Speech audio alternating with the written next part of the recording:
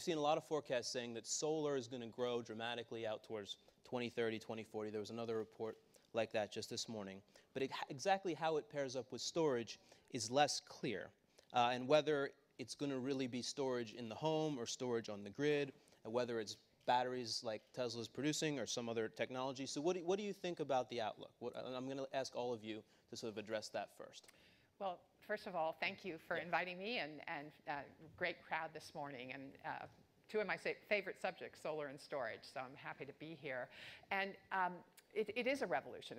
The good news is that it's a happy revolution. There's room for utilities, there's room for solar companies, there's room for battery companies, and there's room, most of all, for better, cleaner energy for all consumers, be they residences or commercial or industrial. So it's definitely happening, and the reason I kind of reacted to your intro is that it isn't that far away, and it isn't actually that new. It's new to the public with that unveiling a few months ago. But what a lot of people don't know is that way back in 2010, Tesla and SolarCity applied for a grant. That's when neither company had any money whatsoever. And the Model S, was just still a fantasy in our minds back in 2010.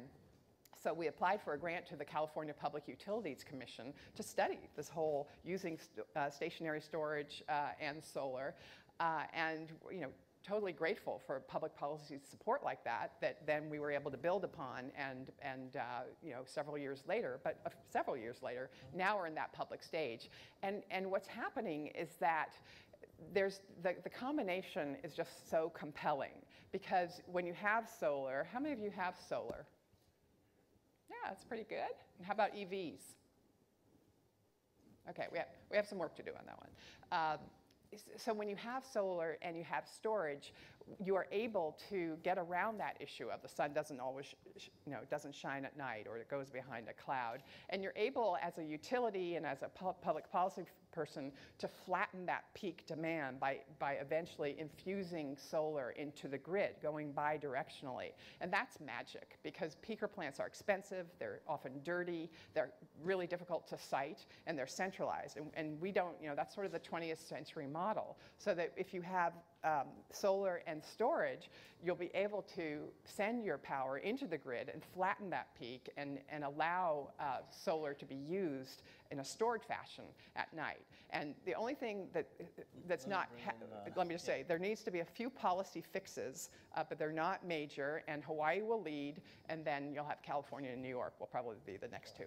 Well, let's see how much our panel agrees with that outlook. I mean, I think that's what a lot of people have in their the public's head. That's how it's going to go. But yeah, I mean, I think the vision's right, and the vision is highly compelling. I mean, if you can, when you think about how do we get to a zero carbon future, your electric vehicle, your storage battery in your home, your solar panels, either centralized or distributed, I mean, that's very, very compelling. I think the question is, are we there yet, or is this the sort of incremental step in the path to get us there? Are these going to be implemented in every home, or are they going to be implemented? And if you notice, the part that hasn't gotten as much attention in the Tesla announcement is they're also rolling out utility scale batteries, massive batteries, and I don't know that it's clear yet whether the big winner in that announcement for Tesla is going to be those utility scale batteries, and it's going to be more centralized, or it is going to be more of the distributed in-home services. We should say that the research I've done reporting on this suggests that the bigger market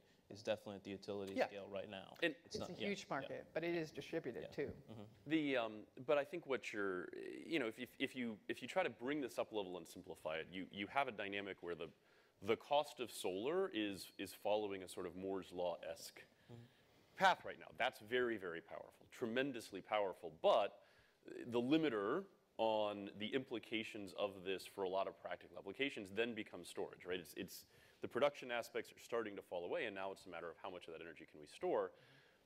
And Elon Musk himself, and I'm sure you'll talk to, there are fundamental elements of physics that have so far at least prevented us from seeing similar exponential breakthroughs and collapses in the drops of solar. But you're not going to get to the mass production of these things. You're not going to get to the point where this becomes very, very wide scale, whether it is utilities, whether it is in-home, whether it's hospitals or elementary schools, or all of these that end up being sort of the storage sinks, until you take a first step. And I think the metaphor would be, If you look at the Model X that's coming out next year and you contrast that to the original Roadster, you've seen a tremendous advancement in the practicality of electric vehicles. You had to start with the Tesla Roadster to get there before you get to the Model X. I think it's a really important first step to get these batteries out on the market. Probably not where we'll be in another 4 or 5 years in terms of advancement. Dan, what's your take? Yeah. So first you have to talk about scale. And I know this says this is an America conference, I heard in the title. But you know, you got to realize most of your energy need is 6 billion poor people in the future. And that's where it will be decentralized. But you guys are going to be the last to go that way because you've invested trillions of dollars in your energy infrastructure. So why not use it? Generate the electrons on your roof, send it back to the power company, and let them send it back. Thank God the rest of the world hasn't made the mistakes we have so far. So first you need to hedge both of those things. And then it's only about storage. In both markets, like you said, generation is no problem anymore. China is controlling that market. And so imagine if a power company can store energy, it becomes a commodity, right? So they can decide how much they're going to sell back. They can figure out maybe you won't need any subsidies for stuff on your roof. They'll put it on your roof. That will come in the cost of the buyback.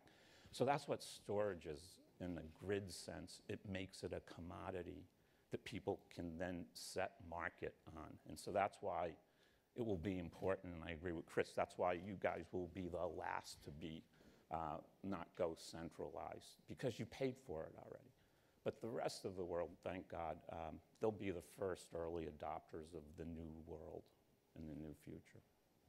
So going off the grid is not completely, we hear a lot that it's overhyped, this idea of people using this to go off. You're saying that, you know, in other countries it might really start out that way. It's economic. It's already happening. It's economic.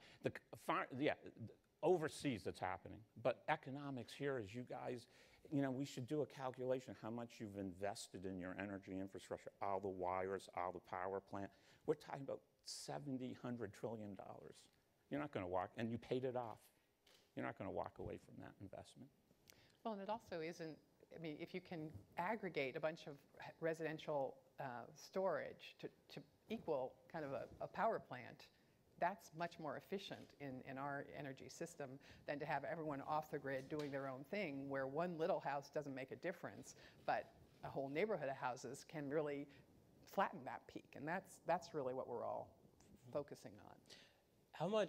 How close are we to this vision where you actually have enough solar on your roof that it's creating enough energy that you can store it all in batteries in your home and overnight power your EV? I mean, this is a lot of, the panels are going to have to be doing a lot of work, and the storage is going to have to be doing a lot of work. Is that actually something that's going to be affordable to put all these pieces together? Well, remember your cell phone, how unfunctional and how expensive and huge it was in those early days. Obviously, there's a cost curve that's coming down, but in places where there are incentives, SCHIP is one of the incentives that California uses to kind of get us beyond 20th century technology.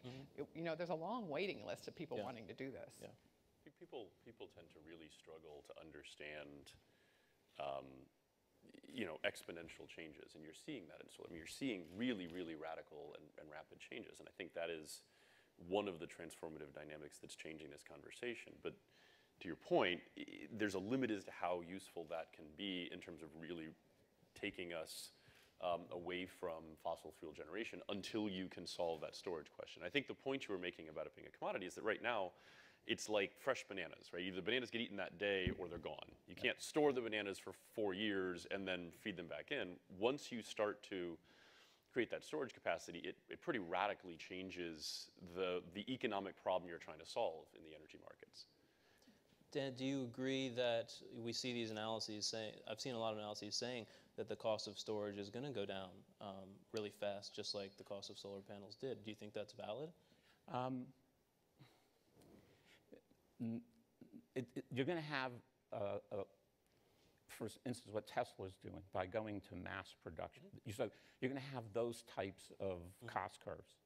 But then you're going to need a big jump in a cost curve. And so you know, you guys had the choice of going with batteries 100 years ago.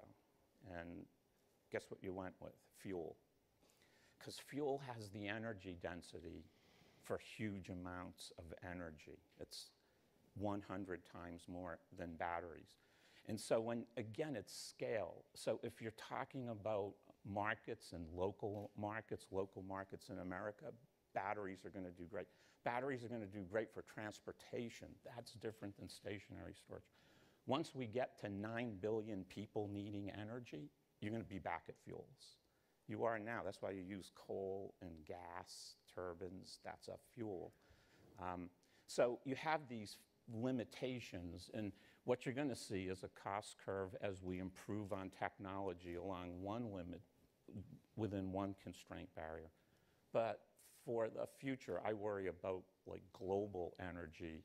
You're going to have a big change in how you do it. So what do you think the technologies are that will actually allow us to make that sort of major step function change? Yeah. So it's what's worked for 2.7 billion years, which is sunlight plus water. This is what photosynthesis does. Makes hydrogen and oxygen. You then take your hydrogen and store it with CO2 and a fuel. You don't gain any extra energy. And that's how it's worked for 2.7 billion years.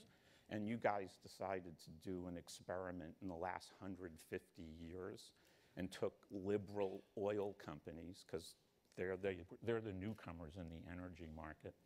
2.7 billion years is how the world's worked. So the new guys, the most radical people, are oil companies. So they're the most liberal. I'm the conservative in the energy argument by saying you. Yeah. So, by traditional definitions, this is actually true. With all due respect, you know, having helped build Tesla and Solar City with awesome entrepreneurs and teams, you know, this is a movie we've heard before. You can't reduce the cost of solar. You can't build an electric car that people will actually drive. You can't get the batteries cheap enough for an entry-level vehicle. You can't do this. You can't do that. You know, we have heard every naysayer there is out there, and somehow, you know, Tesla and Solar City have managed to, you know, sell a lot of cars, install a lot of solar, and achieve really impressive market capitalizations, which is, you know, one of the major indicators, because that gives you access to the kind of cheap capital that then you can build the gigafactory. You can go to Buffalo and build a PV panel manufacturing company.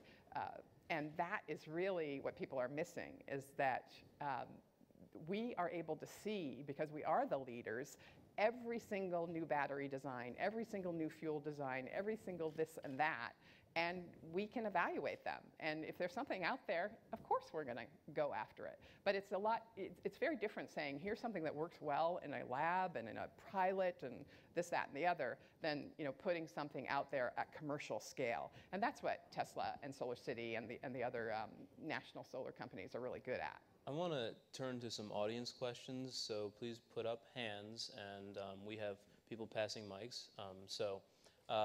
Yes, sir, right there. Hi, my name is Ron Summers. There have been many great innovations coming out of the laboratory, particularly with the Department of Energy funding.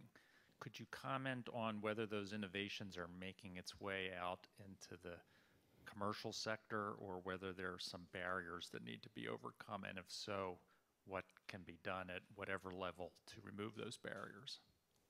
So we have some companies in our portfolio that have gotten ARPA-E money and other DOE program money, as well as state-level support. And these are fantastic programs and so important for our country to help transition us out of that 20th century energy economy. The storage investments are just kind of coming out of their stealth, out of their early lab-oriented, and into the pilots and the first commercial installations.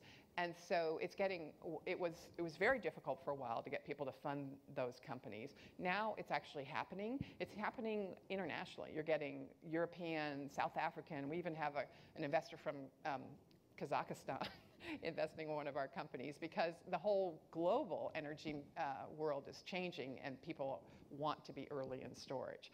But it's definitely because there was a period where clean tech investing went through a politicization and it was controversial. We're well out of that, and happily so. But we need to connect the dots a lot more with strategics and with international players to get these off the ground. Anyone else want to take a swing at that one, or else I'll ask another one from the audience? Yeah, I mean, I think there's still more. I mean, I agree. I think the programs are incredibly valuable, but it is also still tricky because we look at very much the sort of seed stage, and we work with a lot of these, and a lot of the researchers that are coming out, and they're sort of going through some of these university programs on how to kind of commercialize their technology, and they're not necessarily doing the best work in helping those investigators sort of transition into being entrepreneurs and understand how they tell the story of how they're going to build a scalable business. And so it requires venture capitalists with a tremendous amount of sort of technical depth and ability to sort of translate between different domains to jump into that space, which isn't bad for those venture capitalists, but I think there's more that can be done to sort of drive that university-centric sort of commercialization process and make it smoother. Let's take another question. Yeah, right there. I'm disappointed that the Tesla person isn't here, because I wanted to find out why Tesla and Google didn't get together because the self-driving car would be much more efficient than the kind of cars we use today, plus the advantage of the electric car. But my real question is, there's several new battery technologies that use different chemistries than the current ones. Could you comment on some of those and what their potential is? We were hoping someone would ask about detailed chemistry. Can I just say what Diarmid would have said is no comment. So. Yeah.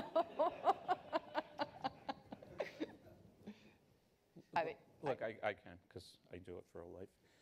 We have some examples. So lithium is the lightest element in the periodic table. So that's why you get high energy densities. But lithium has to be paired with other metals. So it's paired with cobalt and nickel and those sorts of things. So you run into, again, it depends on scale. If you're going to go to global scales, you're going to run into materials issues. There's not enough. And it's because when you put electrons in batteries, you put an electron here, here, here, here, and then you take the electrons out. So unless you can figure a way to compact matter and not have it weigh more, you can't increase energy densities. So what you see is a lot of great technologies and really interesting battery technologies, and they're all trying to beat a market value to get a market share. So that's good if you want to make money and get this whole thing going. If you want long-term, take care of the world with energy, you have to think differently. We don't see any, our motto is no sacrifice. You do not have to give up making money to improve the planet, and obviously that's what our fund is all about, and we just today announced we have a $400 million fund to invest in the next generation of batteries and solar and all that good stuff. Congratulations. Thank you. Thank you. It's the largest venture impact fund out there, so we're very grateful for the support we've gotten. Thank you. But it doesn't mean that there won't be opportunities. I mean, there's like in start-stop engines, lead-acid batteries are not going to last. They just that on and off nature, the battery goes very, very quickly. So some people think there's a nickel-zinc battery that would perform better, and that battery's being tested in some European car manufacturers now. Whether that we don't know what the application will be, but that sort of duration versus density, those are some of the trade-offs that different approaches to battery development have, and we'll see. Obviously, ion lithium has enormous advantages, but it's not going to be the only answer. I think we have time for one more audience question, so I see a lot of hands. Okay, yeah. Jorge Camacho. What will be the value for people like I, that I live in DC, mainly condos? What will be the value of having installed storage behind the meter? How it is that you prop to people like, hey guys, this is what you're getting for the amount of money that you're spending? Well, what we need to work towards, and again, I said at the beginning, it's going to take a little bit of regulatory tweaking because utilities don't get paid, because you have a service to the utility if you have storage. As I said, you can help them flatten that peak and avoid super expensive means to answer that peak. Right now, the utility doesn't, it's just a pass-through. They don't really get paid for that, and I'm not going to go into the details, but it's straightforward to fix. And so if you can get the utilities to be able to make money in their infrastructure as a service, if you will, then you are part of that infrastructure because you're feeding in your storage, and so you'll find ways to be rewarded for that. And that's what I'm so excited about, and I think the players in this space are, is that that is a solution that's scalable, that addresses some of the nastiest issues we have in terms of dirty peaker plants, and that gives consumers what they want, be they commercial or residential.